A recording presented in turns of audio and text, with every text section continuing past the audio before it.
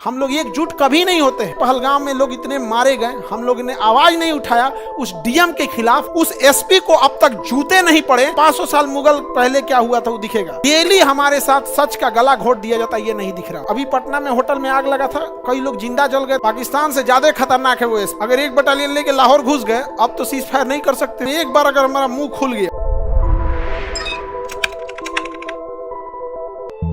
औरंगजेब ने जब छत्रपति संभाजी महाराज को कैद किया था तो अफगानिस्तान में नहीं कैद किया था, महाराष्ट्र में कैद किया था। तड़पा तड़पा के महीनों तक में जान लिया था। कहां पे? महाराष्ट्र। हम लोग की हिम्मत नहीं होती, हम लोग एकजुट कभी नहीं होते हैं। हमें तकलीफ किससे होती है?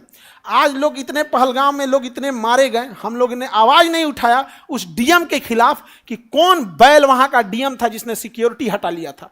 उस एसपी को अब तक जूते नहीं पड़े कि पहलगाम में इतना बड़ा हमला हो गया और वह एसपी वहां पर, उसको तो पुलिस डिपार्टमेंट से बर्खास्त कर देना चाहिए। उसका नाम सीढ़ियों के पे चिपकाना चाहिए कि जूते पड़ के जाएं उसके ऊपर कि इतने बड़े टूरिस्ट स्पॉट पर एक भी सिक्योरिटी गार्ड नहीं रखा था। किसी ने एसपी से पूछा? नहीं पूछा। यहां पर हम लोग ऐसे ही देखते जाते हैं। हमले हर्ट किस चीज से होते हैं?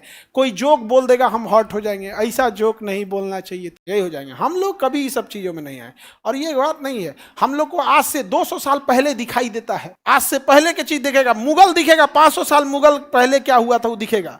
और डेली हमारे साथ सच का गला घोट दिया जाता है, ये नहीं दिख रहा होता है। डेली हमारे आंख के सामने हो रहा होता है, ये किसी को नहीं दिख रहा होता है।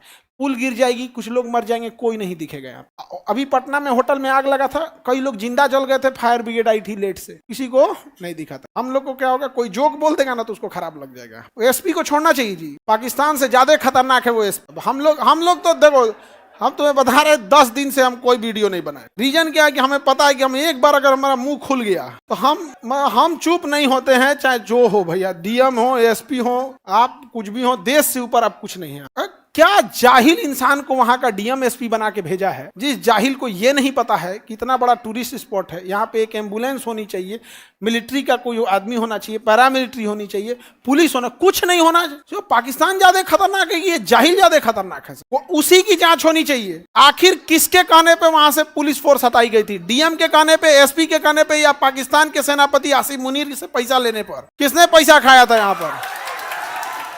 लेकिन हमारे यहाँ इंडियन मीडिया में ताकत नहीं है, उनके जबान में, कलेजे में इतना ताकत नहीं है सवाल पूछ सके डीएम एसपी से यहाँ पर। चलिए हम लोग क्या कर सकते हैं, लेकिन जितना अफसोस इस बात का होता है कि हम लोग फौज में नहीं जा पाए। नहीं तो इस समय हम जानबूझ के अझुरा गए रहते। हम जब सिलेक्शन होते तो उस समय हम तो होते अगर तो लेफ्टिनेंट, इस टाइम हम रहते लेफ्टिनेंट कर्नल। अगर उस समय हमारा सिलेक्शन होता, आज से 15 साल पहले हम छठे थे, इस टाइम हम लेफ्टिनेंट कर्नल रहते। 15 साल में आदमी लेफ्टिनेंट कर्नल हो जाता। अपनी एक बटालियन लेके घुस जाते हैं। सोच रहा अब आओगे ना लड़ने के लिए? अब तो आओगे ना। अगर एक बटालियन लेके लाहौर घुस गए, अब तो सीज फायर नहीं कर सकते, क्योंकि अगर नहीं मारेगा तो और घुसते चल जाएंगे। अब मार दिया तो देश की जनता थू थू करेगी कि इतने जवान मारे गए, इतने जवान शहीद हो गए, बदला ले। तो ये हमारे मौनी बाबा बदला लेंगे।